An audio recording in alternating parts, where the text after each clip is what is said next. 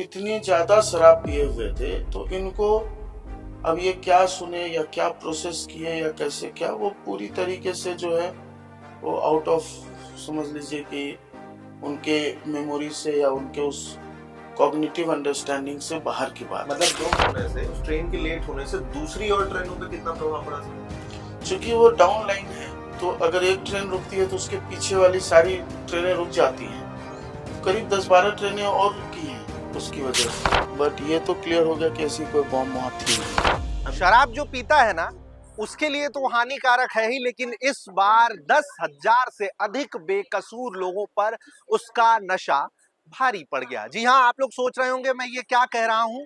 दरअसल बीते दिन हमेशा की तरह मध्य प्रदेश की राजधानी भोपाल के भोपाल जंक्शन पर पातालकोट एक्सप्रेस अपने समय पर पहुंची। 4:50 पर उसके आने का समय है, छूटने का समय 4:55। ट्रेन छूटी, और छूटी तो छूटने का जो हॉर्न बजता है वो बजते बजते बजते बजते जब उसकी आवाज बहुत कम ही हो रही होगी, तो निशातपुरा से पहले ही और भोपाल आउटर के बीच कुछ दो लोग आते हैं और ट्रेन के चालक के पास खबर देते हैं कि ट्रैक पर बम है। फिर क्या था, ट्रेन रुकी, जांच हुई और बहुत कुछ पता चलता है। खबर झूठी है और दोनों बताने वाले शराब के नशे में हैं। लेकिन किस तरीके से कितने हजार लोगों को इससे परेशानी हुई, कितने कर्मचारी इसमें पूरी ताकत से लगे, क्या कुछ हुआ, इस पर बात करने के लिए हमने सीधे 1 to 1 उस पूरे किस्से को आप लोगों के सामने रखने के लिए आरपीएफ के सीनियर डिविजनल सिक्योरिटी कमिश्नर प्रशांत यादव से बात की है। सुनिए क्या कुछ कहा और कितने बड़े खुलासे किए कि आखिरकार झूठी खबर से क्या कुछ कुछ घंटों तक हो गया और कितने हजार लोग परेशान हुए। तो इसमें ये हुआ कि पातालकोट एक्सप्रेस जब स्टेशन से निकल रही थी, तो जस्ट आउटर सिग्नल के पास दो आदमी ने चालक को बोला कि गाड़ी रोक दीजिए, कुछ है आगे। तो अब ड्राइवर के ऊपर तो 1500 लोगों के जान का सवाल है, तो ड्राइवर ने तुरंत रोक के हम लोगों को इन्फॉर्म किया। तो हमारे वहाँ पर एएसआई विजय हैं, वो तुरंत जा कर के उन दोनों को अप्रीहेंड किए, ताकि और उनसे पता चल सके कि क्या इन्फॉर्मेशन है उनके पास। तो जब उन दोनों को अप्रीहेंड किया, तो वो दोनों काफ़ी शराब के नशे में थे। तो ये बात जब बोली, फिर भी अभी आप लोग को पता होगा कि कुछ दिनों पहले राजस्थान के एक जगह पे एक पेपर भी मिला था, जिसमें एक न्यूज़ था कि उज्जैन के महाकाल मंदिर को, स्टेशनों को हम लोग उड़ा देंगे। तो अब ये सब के मद्देनज़र हम लोगों को सारे प्रोटोकॉल को फॉलो करना ज़रूरी हो गया था।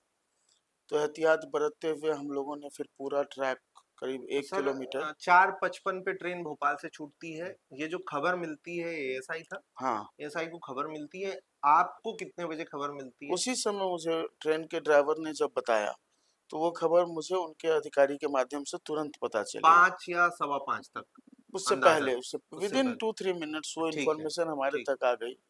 फिर वहाँ पर हमारा जो एएसआई था, उसको हम लोगों ने भेजा, वो तुरंत वहाँ पहुँच के उसको एप्रीहेंड किया।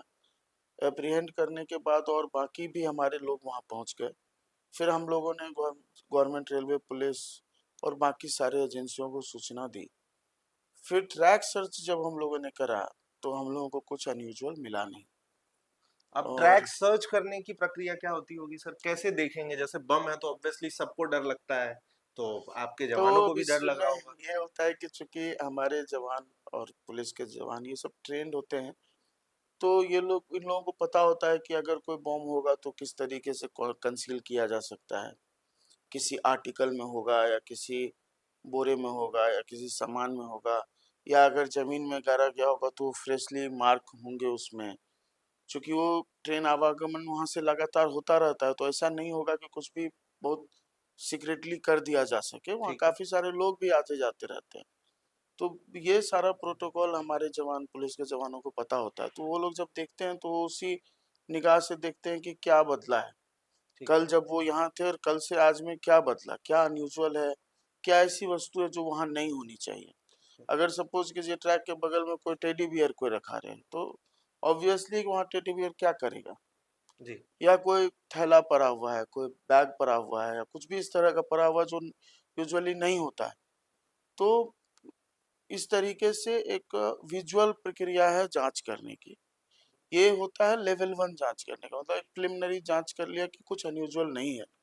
फिर हम लोगों ने जो हमारे बॉम्ब डिस्पोजल के जो डॉग होते हैं, उससे फिर एक बार पूरे ट्रैक को सर्च करा कि अगर कुछ ऐसा हो कि कहीं कुछ विशेष तरीके से कंसील किया गया हो, तो डॉग को यूजुअली स्मेल मिल जाता है। सबसे पहले सर कितने लोग चेक कर रहे होंगे? पहला जो स्तर आपने करीब बताया 10-12 लोग थे 12 हमारे, और लोग, जीआरपी के मिला-जुला के करीब 3-4 ऑफिसर और 6-7 जवान थे। मतलब कुल जमा 20 लोग पहले स्तर में ही जांच कर रहे जांच थे। कर रहे थे, यस। लगभग कितने दूर में जांच करना होगा करीब उन्हें? 1 किलोमीटर इन लोगों ने जांच किया, भोपाल स्टेशन आउटर से लेकर के निषादपुरा तक। निशातपुरा।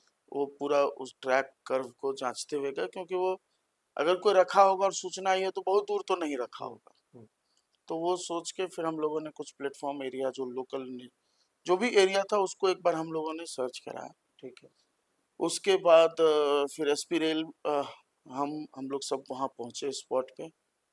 उसके बाद फिर बॉम्ब डिस्पोजल टीम भी आ गई। फिर हम लोग ने उनका इंटरोगेशन किया, वो जो 2 लोग थे। जिन्होंने ये सूचना हाँ, दी कि जिन्होंने बम है। सूचना दी उनका इंटरोगेशन किया। एसपी रेल सर भी थे, हम भी थे और बाकी हमारे जवान और अधिकारी लोग भी थे। तो ये समझ में आ गया कि ये लोग क्रेडिबल इंफॉर्मेशन नहीं दे रहे हैं। क्या वो 2-3 पॉइंट्स हो सकती हैं जिससे आपकी समझ डेवलप हो?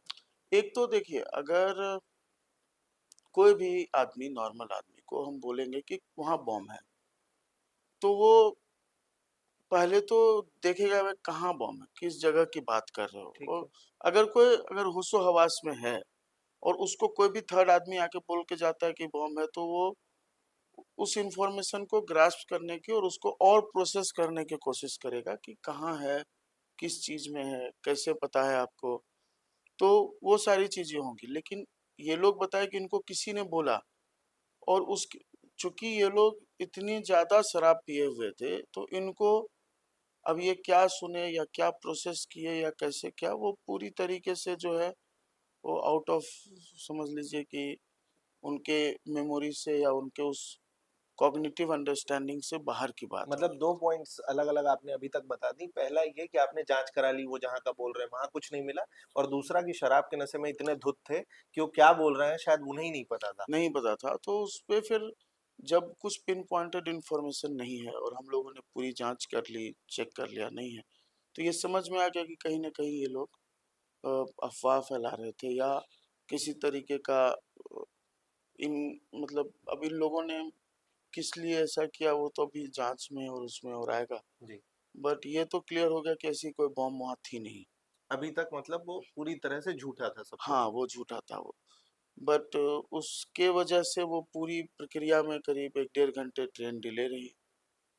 काफ़ी सारे ऑफ़िसर्स, जवान सब लोग वहाँ लगे रहे। कर्मचारी आप सबको मिला कर के कुल कितने लोग लगातार पूरी ताकत से लगे रहे सर? लगभग करीब 50-55 लोग होंगे टोटल। 50-55 लोग हाँ, पूरी ताकत से मुस्तैदी से लगे हाँ। रहे। 2 से 3 घंटे के आसपास। अराउंड डेढ़ घंटे, डेढ़ पौने 2 घंटे आप मान इस लीजिए। बीच में पातालकोट एक्सप्रेस रुकी। हाँ, रुकी कितनी रही। देर रुकी सर? 1 घंटे के करीब रुकी रही। लगभग कितने पैसेंजर्स होंगे उसमें? 1500 के आसपास आप मान के चलिए, 1500। 1500 तो उन से 15 2000 तक। वो 1500 लोग भी परेशान हुए। ऑब्वियसली वो ट्रेन रुकी रही तो परेशानी तो हो ही अब जाती। उस ट्रेन की लेट होने से, उस ट्रेन के लेट होने से दूसरी और ट्रेनों पे कितना प्रभाव पड़ा सर? चूँकि वो डाउन लाइन है, तो अगर एक ट्रेन रुकती है तो उसके पीछे वाली सारी ट्रेनें रुक जाती हैं। करीब 10-12 ट्रेनें और रुकी हैं उसकी वजह से। तो आप मान के चलिए कि 12 ट्रेनें और उसकी वजह से रुकी होंगी। तो एक अंदाजन सर 10,000 से ज्यादा लोग इस ज़्यादा, पूरे ज़्यादा, मामले में हाँ। प्रभावित हुए। बिल्कुल, बिल्कुल। एक छोटी-सी मिस इन्फॉर्मेशन की वजह से करीब 18 से 20,000 लोग तक जो है सो उससे प्रभावित हुए। अब उनकी यात्रा उन दोनों नशेड़ियों का क्या हाल होगा? इतने सारे लोगों को उन्होंने परेशान किया। एक तो वो जो कर रहे हैं वही अपने आप में बहुत गलत है। फिर वो नशा इतने लोगों पर भारी पड़ा, अब उनका क्या हाल होगा सर? उनके क्या ऊपर करेगी आरपीएफ? 151 के जीआरपी उनके ऊपर 151 के अंतर्गत केस दर्ज कर रही है, जिसमें 5 साल तक के सज़ा और जुर्माने का प्रावधान है। तो वो कार्रवाई उनके ऊपर की जाएगी। कुछ अपील करेंगे सर, ये जो इस तरीके की जो झूठी खबरें लोग फैला देते हैं और सबसे इसकी वजह पहले से तो दिक्कत होती है? सारे लोगों से ये बोलना चाहेंगे कि एक तो सतर्क रहें, जानकारी रखें कि आसपास क्या हो रहा है। अगर कोई आपको इस तरह की सूचना देता है कि कहीं बॉम्ब है या कुछ है, तो आप उससे फर्दर पिन पॉइंटेड सवाल पूछें कि कहाँ है, किस फॉर्म में है, सो दैट आप राइट इन्फॉर्मेशन राइट एजेंसी को दे सकें। किसी भी तरह के अफवाह का या किसी भी तरह के इस तरह के बेतुकी जो बातें फैलाई जाती हैं उसका हिस्सा ना बने। और दूसरा, जो जनरल सेफ्टी इन्फॉर्मेशन होता है कि किसी भी जो अनजान वस्तु है उसको हाथ ना लगाएं। कुछ ऐसा कहीं है जो वहाँ नहीं होना चाहिए, कुछ ऐसा कोई भी चीज़ जो अपने यूजुअल प्लेस पर नहीं है, वो आपको देखते ही पता चल जाता है कि ये चीज़ यहाँ क्यों है। तो उस तरह की परिस्थिति में जो भी सुरक्षा एजेंसियां हैं, उनको सूचित करें और एक इन्फॉर्म्ड समाज का हिस्सा बने, ताकि हम लोग सही तरीके से चीज़ों को आगे ले सकें। मुझे लगता है कि सारी बात को बड़े साफ-साफ और बहुत बेहतर तरीके से आपने बताया सर। बातचीत के लिए आपका बहुत शुक्रिया। धन्यवाद। शुरुआत लंबी कर दी थी, वक्त बहुत नहीं लूंगा, पूरी स्टोरी से बहुत कुछ आप लोगों को समझने को मिला होगा। तो फिलहाल भोपाल में हूं, कैमरे के उस पार अंकित हैं और प्रयास उस हर खबर, किस्से, कहानी को आप लोगों तक पहुंचाने का है जिससे आप बहुत कुछ समझें, सोचें और विचार करें। फिलहाल नमस्ते।